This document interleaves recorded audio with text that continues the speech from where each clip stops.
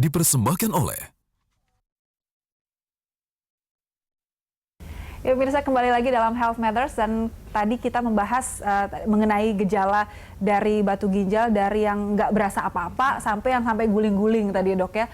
Nah kalau ada orang terdekat kita mengalami penyakit atau batu ginjal tadi yang seperti dokter katakan tadi, apa yang bisa kita lakukan? Baik, dok.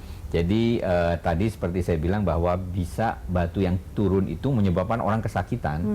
Nah tentu nomor satu harus segera dibawa ke emergency. Apa yang diatasi adalah mengobati sakitnya tentu.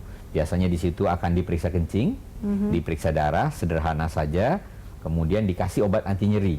Ya. Nah itu dengan kondisi batunya masih kecil sekali. masih kecil. Jadi yang malah menyebabkan orang kesakitan itu batu kecil yang turun. Nah, tapi karena melukai mungkin ya, menyumbat. Menyumbatnya itu yang bikin sakit. Jadi orangnya akan mual-mual, kayak diperes. Kalau ibu-ibu bilang mendingan ngelahirin dok, daripada turun batu seperti itu. Jadi itu. sakitnya seperti itulah.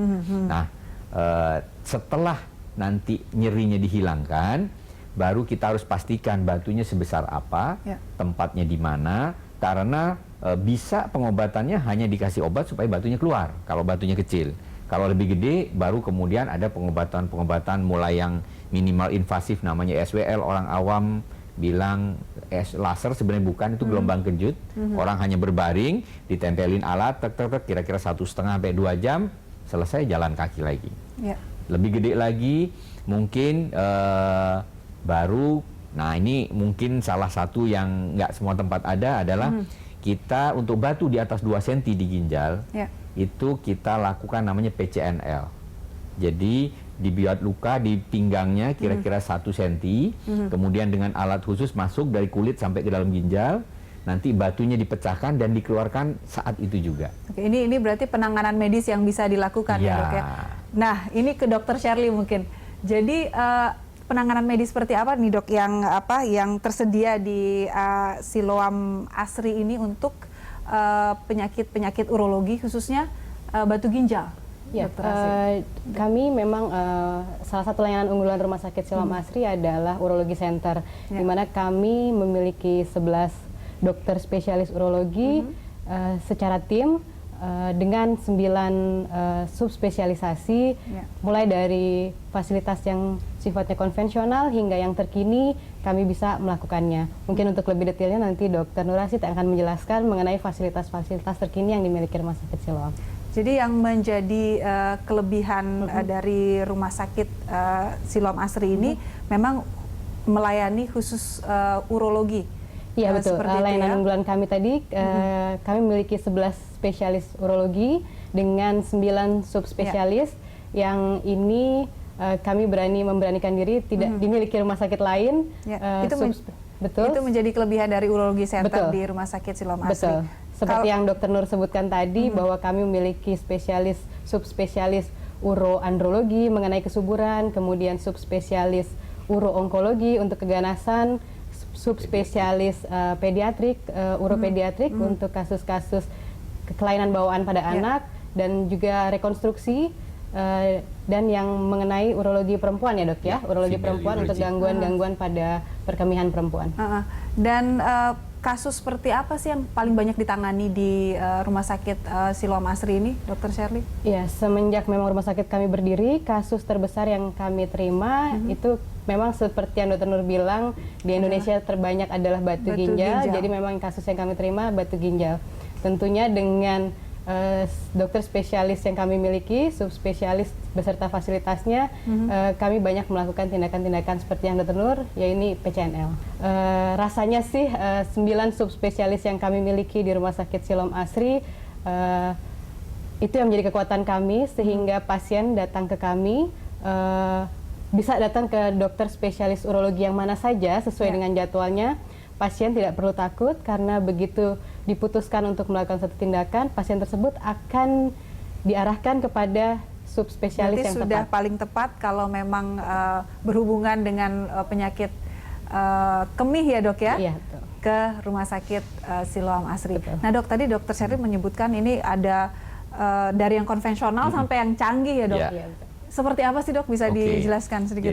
Jadi orang selalu khawatir kalau datang urologi itu mikir dulu sebutnya bedah urologi. Nah, tapi kami ini tidak semuanya dibedah.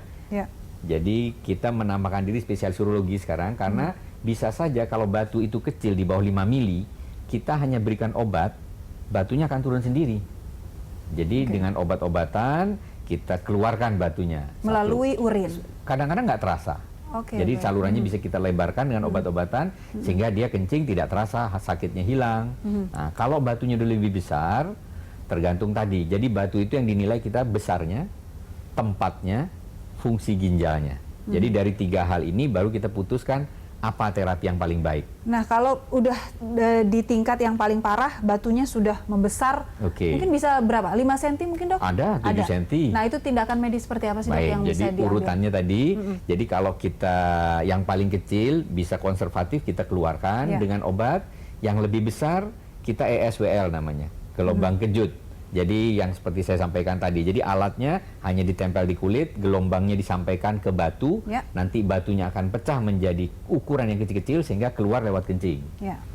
Tapi tentu ada batasan maksimal ukuran kalau di ginjal di bawah 2 cm dengan fungsi ginjal yang baik. Karena kalau fungsi ginjalnya nggak baik, dia pecah, nggak keluar juga batunya.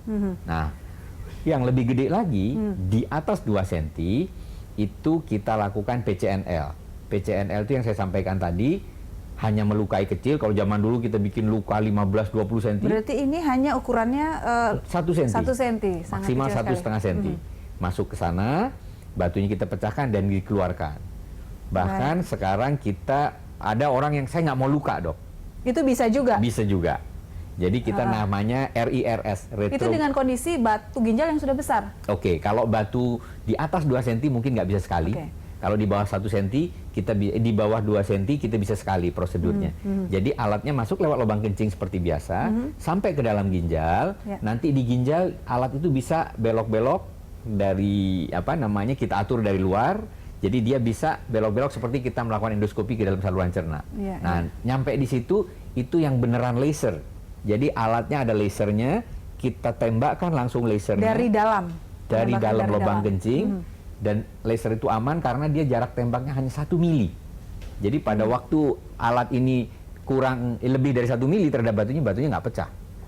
Begitu 1 mili dia pecah, artinya apa? Tidak akan mencederai organ yang lain atau ginjalnya. Berarti itu memang metode medis yang paling canggih tadi yang jadi dokter yang retrograde intrarenal surgery sebutkan, dan itu ada di rumah sakit komplit di rumah sakit Siloam Asri ya.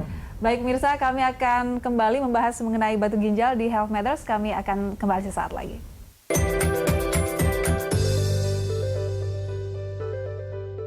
Dipersembahkan oleh